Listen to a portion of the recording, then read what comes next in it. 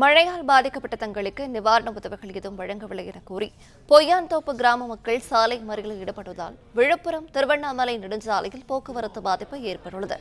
கூடுதல் விவரங்களை தருகிறார் நம்முடைய செய்தியில் சையத். வணக்கம். இது தொடர்பான மேலும் விவரங்கள். புயலால் விழுப்புரம் மாவட்டம் முழுவதும் பல்வேறு பகுதிகளில் மழை புகுந்தது.